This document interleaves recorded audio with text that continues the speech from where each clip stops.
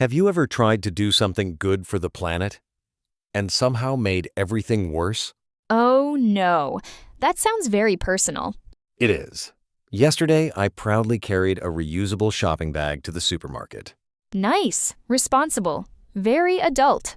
I got to the checkout, smiled at the cashier, and realized my reusable bag was still folded up in the car. So what happened? I bought another reusable bag. Wait, so now you have another reusable bag that you'll probably forget next time? Exactly. Congratulations, you're collecting reusable bags instead of using them. I wish I could argue with that. I think most people have done something similar. We buy a reusable bottle, forget it. We promise to recycle, then throw something into the wrong bin because we're in a hurry. Real life isn't always as organized as we'd like it to be. That's true. Sometimes the easiest choice wins. And that brings us to something many people think about but don't always know how to talk about in English or even in their own language. Climate change. Exactly. That's a pretty big topic. It is. But here's the good news. Today we're not going to have a scary debate or a science lecture. Thank goodness. Instead, we're going to have a calm conversation about climate change, daily habits, and useful English you can actually use in real life. So if you've ever wanted to talk about the environment without sounding like a textbook, Or if you've heard words like carbon footprint or sustainable and wondered what people really mean, then stay with us. By the end of today's conversation, those words will feel much more natural. and later, we'll practice better ways to express your opinions in English. Plus, I'll probably admit at least 3 more embarrassing mistakes. I wouldn't expect anything less. That's fair. Let's begin. Can I ask you something before we go any further? Of course. Why does climate change make people nervous? That's a great question. I think it's because the problem feels very big. When people hear climate change, they imagine melting ice, rising temperatures, huge storms, and news reports full of numbers. It feels like something only scientists or politicians can understand. Exactly. But most conversations about climate change don't start with polar bears. They start much closer to home. Like forgetting your shopping bag? Exactly. Or leaving lights on, buying more food than you eat, driving somewhere that's only a 5-minute walk away. Those are normal everyday situations. So, climate change isn't only about giant problems. It's also about tiny habits. Right. One small habit won't change the whole world, but our habits slowly become our lifestyle. And millions of lifestyles together create a much bigger picture. That's actually easier to understand. It's like exercise.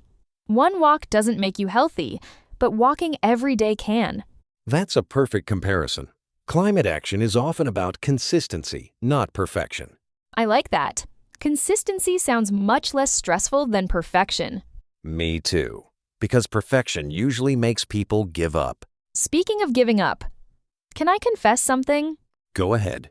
Every time I see the words save the planet, I suddenly feel like I should be doing 100 different things. Then I get overwhelmed and do nothing. That's actually very common. Psychologists even have a name for that feeling. When a problem seems too big, our brains sometimes freeze instead of acting. So, feeling overwhelmed isn't unusual? Not at all. That's why it's often better to ask smaller questions. Instead of asking, "How do I save the planet?" Ask, "What's one better choice I can make today?" That feels much more possible. Maybe carrying my reusable bottle and remembering to bring it with me. That's a good start. Unless I leave it in the car again. Baby steps. You know what's funny? What? People often think climate change conversations are about judging other people. You drive too much. You recycle wrong. You shouldn't eat that. It can feel like everyone is pointing fingers. That's true. But the most helpful conversations don't begin with blame. They begin with curiosity. Instead of saying, "You're doing everything wrong," we can ask, "Why is this choice difficult?" That's a much friendlier question. And usually the answer is simple. Maybe someone doesn't have good public transportation. Maybe they're busy. Maybe they have children. Maybe healthier or more eco-friendly options cost more money. Real life is complicated. That's something people forget. Not everyone has the same choices. Exactly. That's why climate conversations should include kindness. When people feel attacked, they stop listening. When they feel understood, they're more willing to change. So, understanding comes before advice. Usually, yes. Here's another example. Imagine two neighbors. One installs solar panels because they own a house. The other lives in a small apartment. Can both people care about the environment? Of course, the apartment owner might save electricity in other ways. Right. The goal isn't to compare people. The goal is to make better choices where we can. Better, not perfect. That's becoming today's theme. I'm okay with that. Perfection sounds expensive. Sometimes it is. Sometimes people think helping the environment means buying lots of new products. Reusable bottles, reusable bags, reusable coffee cups, eco-friendly notebooks, bamboo toothbrushes. Don't forget reusable straws. I bought a metal straw once. What happened? I kept forgetting to take it with me. Eventually, I found it. Inside the drawer where I was keeping it safe. That's surprisingly common. Sometimes we buy something because buying it makes us feel responsible, but the most sustainable product might already be in our home. So, using what we already own can sometimes be better than buying something new? Exactly. People often think sustainability only means buying greener products. Sometimes it simply means buying less. That's interesting. Less shopping can actually help. My wallet likes that idea too. Mine does as well. Here's something many people don't realize. Every product has a story. Before it reaches your hands, someone made it, someone packed it, someone transported it, someone sold it. All of those steps use energy. Even something as small as a notebook? Yes, even something small. That doesn't mean buying things is bad. It simply reminds us to think before we buy. So maybe ask, will I really use this? Instead of, does this look nice? That's a great question. Here's another one. Will I still want this next month? Ooh, that would have saved me from buying that bread-making machine. You bought one? I watched one cooking video. Suddenly, I believed I was becoming a professional baker. I've made exactly 2 loaves of bread. How were they? Let's just say the birds weren't interested either. That's unfortunate. Very unfortunate. But it teaches an important lesson. Sometimes advertisements sell us excitement instead of usefulness. The excitement disappears. The product stays. That's actually true for lots of things, not just climate change. Exactly. Learning to pause before buying is useful in many parts of life. Speaking of useful, there's one phrase I hear all the time. Carbon footprint. It sounds very scientific. What does it actually mean? It's much simpler than it sounds. Your carbon footprint is the amount of greenhouse gases connected to your daily life. Think of it as the mark your activities leave on the environment. Like footprints in the sand? That's a great analogy. When you walk across a beach, you leave footprints behind. Most of them disappear later. In a similar way, our activities leave an environmental footprint. Driving, flying, heating our homes, buying products, even throwing food away. Wait, food waste? How does throwing away food affect climate change? Good question. Growing food takes water, land, energy, and transportation. When food is wasted, all those resources are wasted too. I never thought about that. I only saw the food. I didn't think about everything that happened before it reached my plate. Most people don't. That's why understanding the whole journey is so helpful. It changes how we see everyday objects. It's like seeing behind the scenes of a movie. You suddenly realize how much work happened before the final result. Exactly. And once we understand that, we naturally become more careful. Not because someone forced us, because it simply makes sense. I like conversations like this. They're not about feeling guilty. They're about seeing things differently. That's exactly the goal. Awareness usually lasts longer than guilt. I think that's one of the biggest lessons today. Nobody enjoys being told they're a terrible person, but almost everyone enjoys learning something interesting. And that's where real change often begins, not with fear, but with understanding. So, we've talked about daily habits, shopping, carbon footprints, food waste. But there's another word people hear all the time, sustainable. I understand it, sort of. But I don't think I could explain it. That's perfect, because that's exactly the word we'll explore next. Okay, let's talk about that word. Sustainable? Yes, I hear it everywhere. Sustainable fashion, sustainable travel, sustainable farming, sustainable living. Sometimes I wonder if people even know what it means. That's fair. It has become a very popular word, but the idea behind it is actually simple. Something is sustainable if it can continue for a long time without causing unnecessary harm. So it's about thinking ahead, not just about today. Exactly. Imagine you have a fruit tree. If you pick some apples every year and take care of the tree, you'll have apples for many years. But if you cut the whole tree down because you want all the apples today, Next year, there won't be any apples. right, that's the idea of sustainability. It's about making choices that still work in the future. I like examples with food. They make everything easier to understand. Food usually helps. Unless we're talking about the bread I made. We're still recovering from that story. So sustainability isn't only about nature, it's also about habits. Exactly. Think about exercise. If someone goes to the gym for 5 hours on one day and then never goes again, That's definitely not me. I don't even go for 1 hour. then the habit probably won't last. A sustainable habit is something you can actually keep doing. Like walking 20 minutes every day instead of running a marathon once. Perfect example. The same idea works for environmental habits. Small actions that you repeat are often more powerful than huge actions you only do once. That's actually encouraging. Sometimes social media makes it look like you have to completely change your life overnight. Real change is usually much slower. And that's okay. Progress is still progress. Here's another word I hear all the time: eco-friendly. People put that label on almost everything: coffee cups, soap, clothes, even phone cases. Yes, sometimes the label is accurate. Sometimes it's mostly marketing. So, eco-friendly doesn't automatically mean good. Not always. Eco-friendly generally means something is designed to cause less harm to the environment. Maybe it creates less waste. Maybe it uses less energy. Maybe it lasts longer. But it's always good to ask questions. Like what? For example, how long will I use this? Can I repair it? Can I recycle it? Do I already own something that does the same job? That's interesting. The most eco-friendly thing might be the thing I already have. Exactly. Sometimes the greenest purchase is no purchase at all. My bank account loves today's episode. Mine does too. Earlier, you mentioned that everything is connected.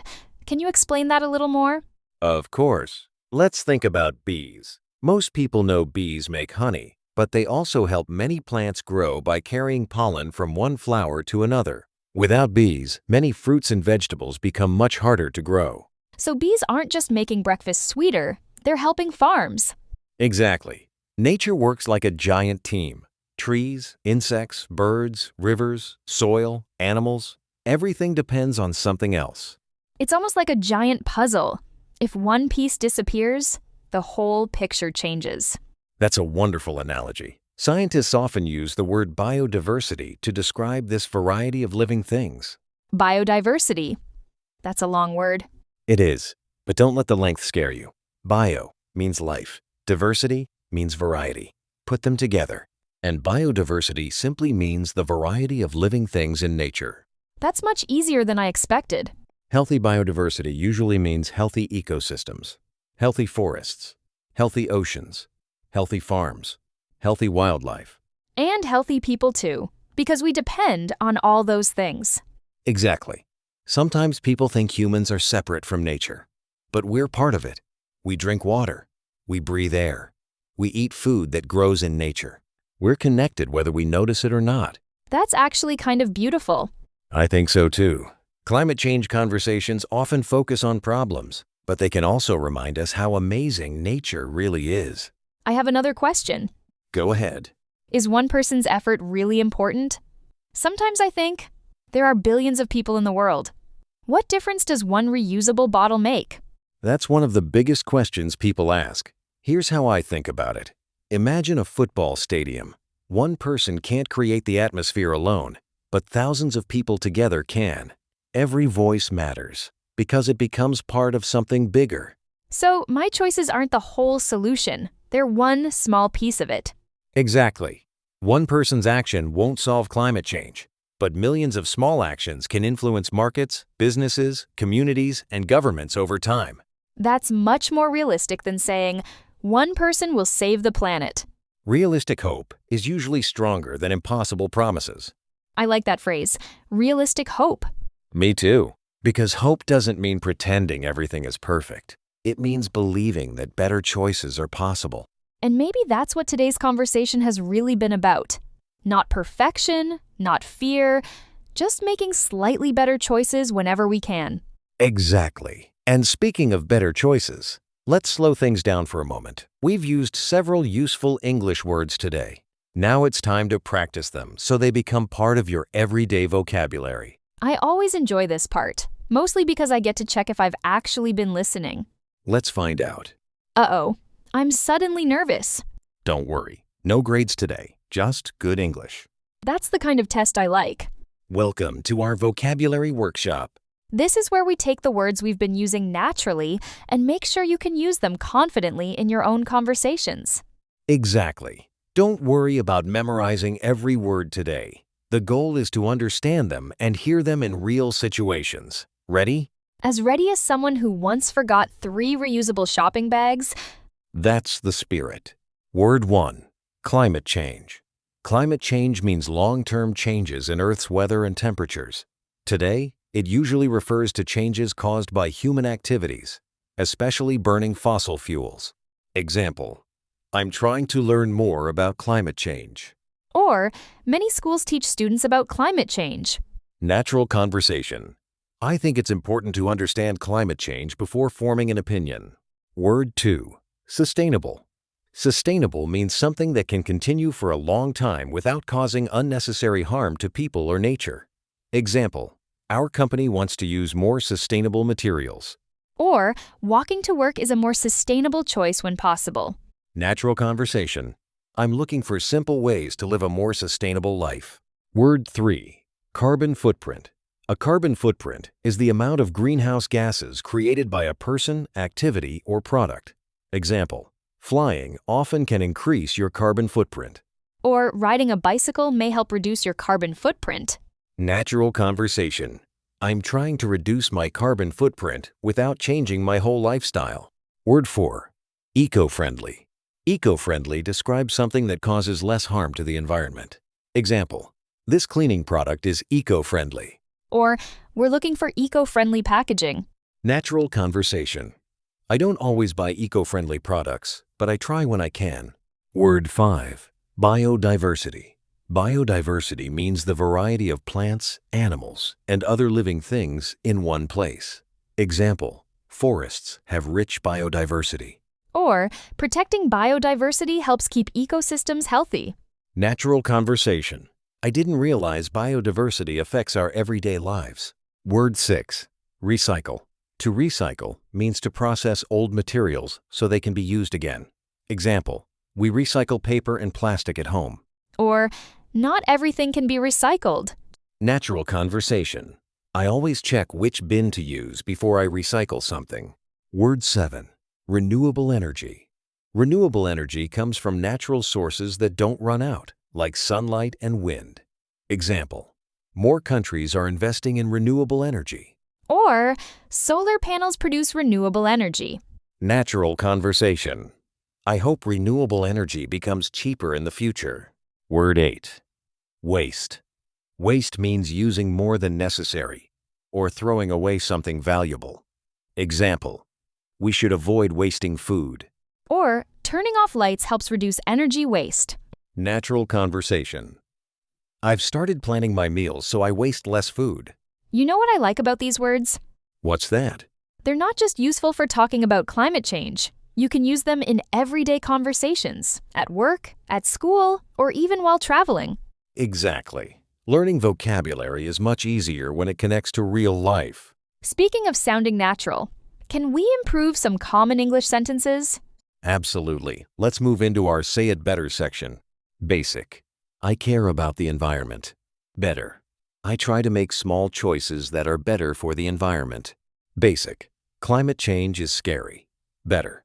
Climate change can feel overwhelming, but learning about it helps me understand it better. Basic. I recycle.